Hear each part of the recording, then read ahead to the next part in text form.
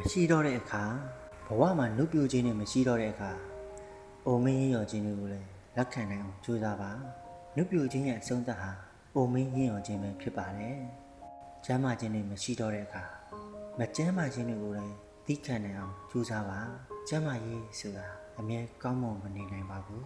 လှပခြင်းတွေမရှိတော့တဲ့အခါအကြီးတန်းခြင်းတွေကိုလည်းအလားတရားတွေအဖြစ်ရှုမြင်နိုင်အောင်ကြိုးစားပါ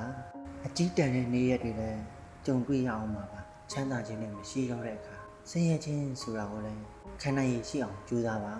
ဘဝဟာအမြဲတမ်းချမ်းသာမနေနိုင်ဘူးလေအနားမှာဘယ်သူမှမရှိတော့တဲ့အခါအထီးကျန်ခြင်းကိုလည်းတည်ငြိမ်စွာခံယူတတ်ဖို့ကြိုးစားပါပျော်ရွှင်ခြင်းတွေမရှိတော့တဲ့အခါဝမ်းနည်းခြင်းတွေကိုလည်းခံစားနိုင်အောင်ကြိုးစားပါရှင်သန်ခြင်းတွေမရှိတော့တဲ့အခါသေဆုံးခြင်းကိုပြုံးလေးလက်ခံနိုင်အောင်ကြိုးစားပါရှင်သန်ခြင်းဟာသေဆုံးခြင်းမှာအဆုံးသတ်ပါတယ်လောကရဲ့အမှန်တရားတစ်ခုဟာမတည်မြဲခြင်းပဲမတည်မြဲခြင်းကသာတည်မြဲသောနေရာမှာသဘောတရားတစ်ခုပါဘယ်ရာမှမတည်မြဲဘူးလို့စိတ်မှာအမြဲတည်းရပါဒါဆိုရင်သင်ဟာဒုက္ခကိုခံနိုင်ရှိလာလိမ့်မယ်ကိုပိုင်ဆိုင်ထားသမျှအရာအလုံးဟာတနေ့မှာကိုနဲ့မဆိုင်တဲ့အရာတွေဖြစ်ကုန်ကြလိမ့်မယ်ဒီကမ္ဘာပေါ်မှာရှိတဲ့အရာတက်ရှိတတ်မဲ့အားလုံးဟာကျွန်တော်တို့နဲ့ခဏတာပဲပတ်သက်ခွင့်ရကြတာပါ